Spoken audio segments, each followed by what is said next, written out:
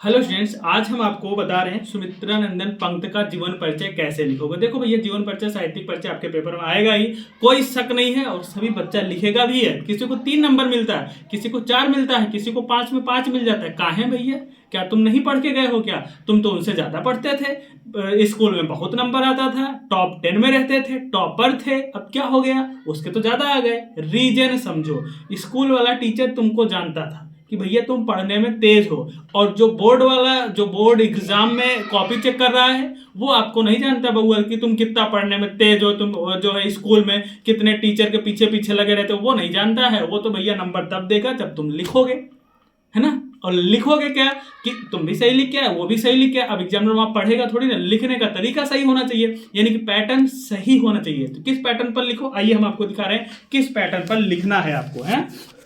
तो देखो भैया, इसी तरह से अगर आप लिख रहे हो, जैसे यहाँ पर लिखा है प्रश्नोत्तर नंबर 5 का बच्चे ने डाल दिया, ठीक है। फिर क्या डाला? सुमित्रा नंदन पंत, ये सूक्ष्मलोकन। ये भैया फ्लोचार्ट बनाना बहुत ही जरूरी है। जैसे इंटर के बाद बीए करना जरूरी है, वैसे जीवन परिचय लिखने के पहले फ्लोचार्ट बनाना जरूरी है ना। जैसे 10वीं के बाद 11वीं करना जरूरी है, वैसे साहित्यिक परिचय हेडिंग डालने से पहले ये आपको सूक्ष्मलोकन यानी कि फ्लोचार्ट बनाना भी उतना ही जरूरी है। अब एग्जामिनर देखा जन्म, क्या बात है भाई, जन्म स्थान क्या बात है, पिता का नाम, भाषा, लेखन विधि, शैली, प्रमुख रचनाएं, 2 चीज देखेगा, जन्म, मृत्यु और रचनाएं। बस उसके बाद सही मारा, फिर साहित्यिक परिचय, बस वो सही मारेगा ऐसे। अरे क्या बात है, बच्चे ने कोटेशन भी डाल दिया, अब तो चांद चांद लग गया। अब इतू सा भी नंबर नहीं काट पाएगा भाई, जरा सा भी नंबर अब काट ही नहीं पाएगा। एग्जामिनर अपनी कलम को नहीं रोक पा रहा है, बिल्कुल नहीं रोक पा रहा। अब देखो भैया, देखो 2.5 पेज में लिख दिया। अब बताओ कहीं से रोक पाएगा क्या? एक नंबर नहीं काट पाएगा। एग्जामिनर बिल्कुल खुश हो गया, 5 में 5 नंबर दे दिया। और इसके आगे जो भी लिखोगे ना,